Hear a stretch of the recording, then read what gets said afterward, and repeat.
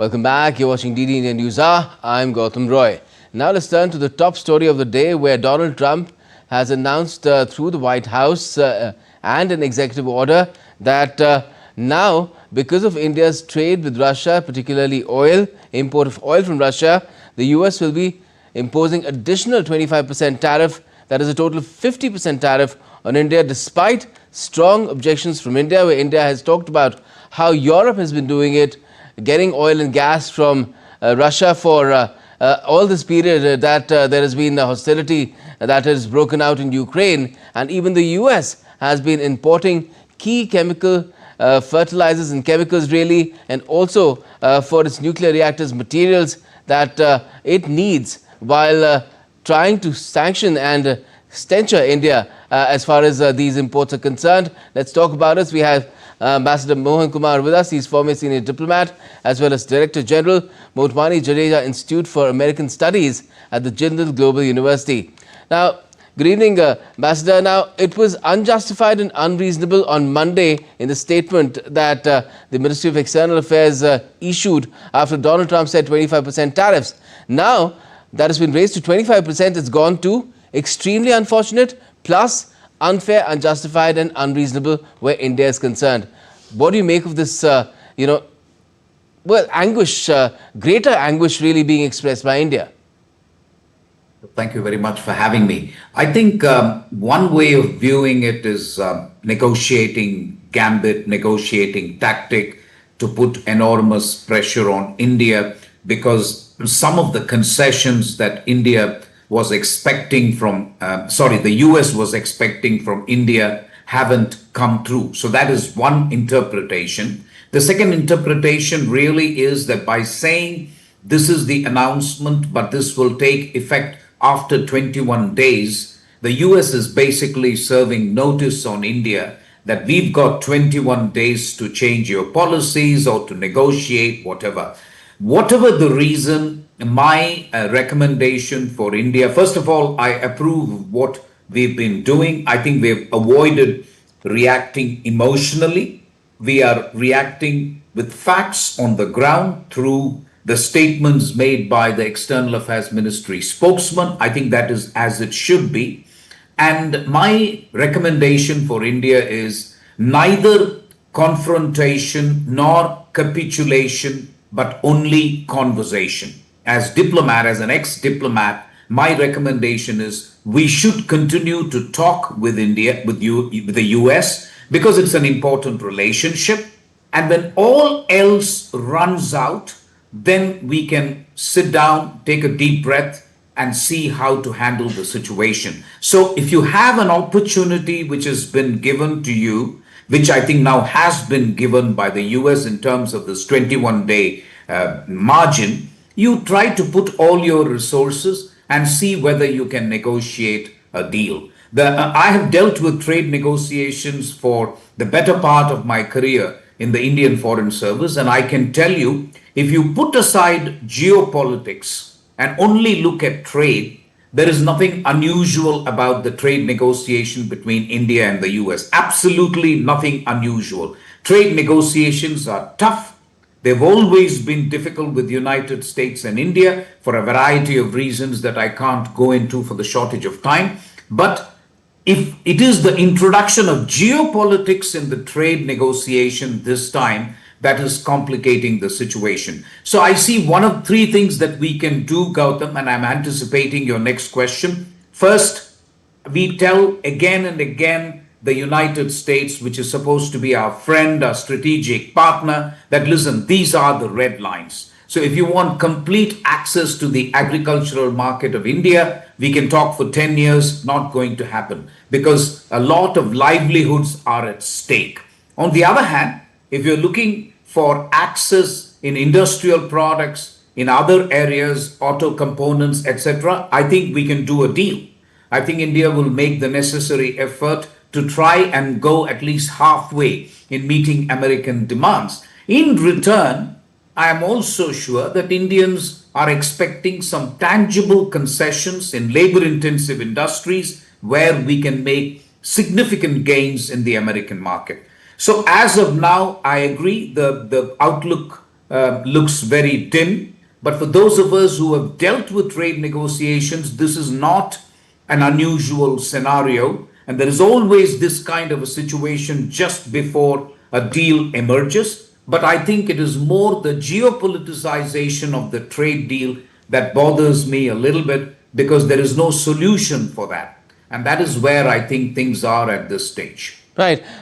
What you have talked about right now, Ambassador, is about tariffs and access to Indian markets that Trump is seeking. Trump is seeking lower tariffs for American goods, better access and lower tariffs for Indian American exports to India, and at the same time lowering of India's tariffs for American goods and better market access. But the other aspect is oil.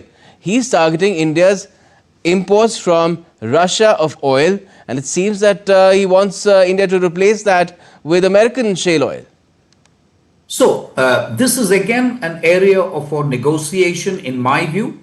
I think the starting position of President Trump or the US might be that you reduce your energy imports from Russia to zero. However, that is not possible, but that's a starting negotiation position. I think what we should try and do in this area, which I'm sure we are, is that we can reduce our imports from Russia over time, and meanwhile increase our energy imports from US and other areas. Somehow we have to explain to the American side that just completely shutting off the Russian energy imports to India will not only be infeasible, but also if we do it, there will be a dramatic increase in oil prices, which will actually hit the American consumer as well ahead of the midterm elections. So I don't think that is in America's interest either. So I see some wiggle room in this area. I don't think a zero Russian import of energy is feasible. However, there is an opportunity here to actually increase our energy imports from the United States and maybe try and reduce our dependence on Russia, which may not be such a bad thing even from an Indian perspective. So for now, you're prescribing that we converse and not take any precipitative action, because perhaps if we do that, Donald Trump may go further down the road of taking things further downhill. But let's talk about what other countries are doing. I'll just give you two instances. One happened a little earlier in the day, where Spain said that we're no longer considering F-35s for our Air Force. We'll only look at other planes primarily from other European manufacturers, because America's putting too much pressure on us to increase our defense spending to 5% of GDP. And more recent is Brazil saying that it's going to seek intervention at the WTO level to get relief against these Trump tariffs. So do you feel that these countries are perhaps taking the route which may not deliver any positive results for them?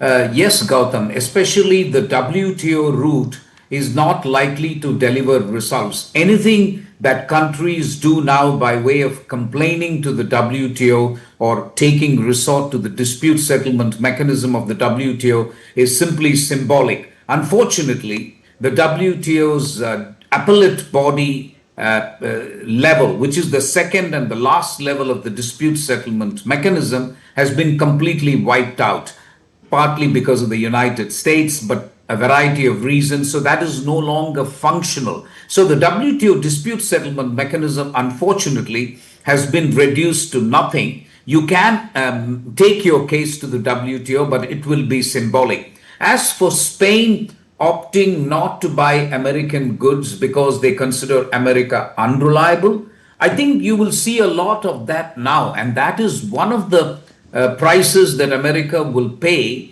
even from its allies and others who will increasingly look at the present administration's policy as one which is characterized by unpredictability and instability. So they will make those judgments. But I don't think the President Trump may be too concerned about that. He's normally concerned about his own approval ratings, and the latest Forbes numbers are saying that they're down by 6%, and then the taco scenario becomes feasible. No, that's what I'm saying. Ultimately, the one thing that will affect the current American president and the administration will be the poll ratings, the jobs report, the price of petrol at the pump, the price of essential commodities. Because remember, he came to power saying that I will fix the inflation problem. One of the reasons why the Democrats lost was also because the essential commodity prices rose between Biden's time and when the election took place. So I think the midterm election is a crucial moment for, I think, the present administration. But I think my own sense is India should take a medium long-term view of things. We are not a banana republic.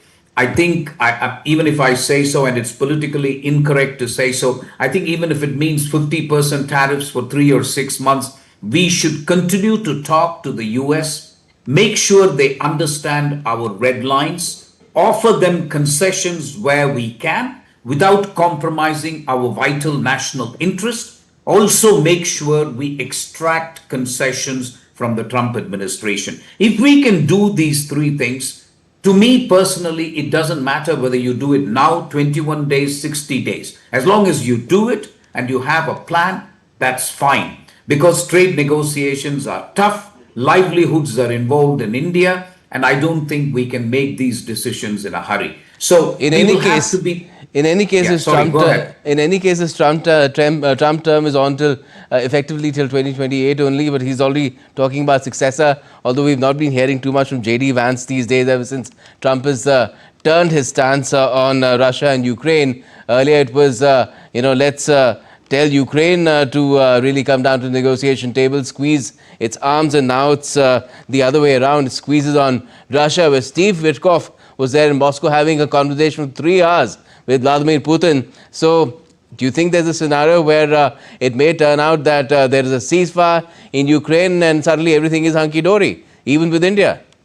I wouldn't rule it out, Gautam. You're absolutely spot on. With him, there is so much unpredictability that if there is a deal between Russia and Ukraine, then automatically India's buying of oil from Russia becomes meaningless and we will go back to status quo ante. So while I don't think hope can be a policy, we can hope for that outcome, but I don't think that can be policy. In terms of what India should do, my sense is we should not cut off communications with what we believe is an important strategic partner. Continue to talk and don't confront, don't capitulate, but continue to talk. And I think talking has no deadline. I don't agree with people who say talk for 1 month and then we will see. No, I think nations and countries have long-term interests. United States is a country which will continue. India is a country which will continue. We will continue to have permanent interests. So I think we should keep talking and then take into account geopolitical changes that may happen and adjust your strategy accordingly. All right. Well, let's leave it at that at the moment and see how things go, because there's a lot that's happening in the geopolitical space in the coming days, especially around the time that this additional 25% tariff will come to bear. There will be a trade delegation here from the US, and Prime Minister Modi is probably, it's being talked about a lot, he's going to probably be in China for the SCO meeting in Tianjin. Let's see what happens. Thanks a lot for joining us for the moment, Ambassador Kumar.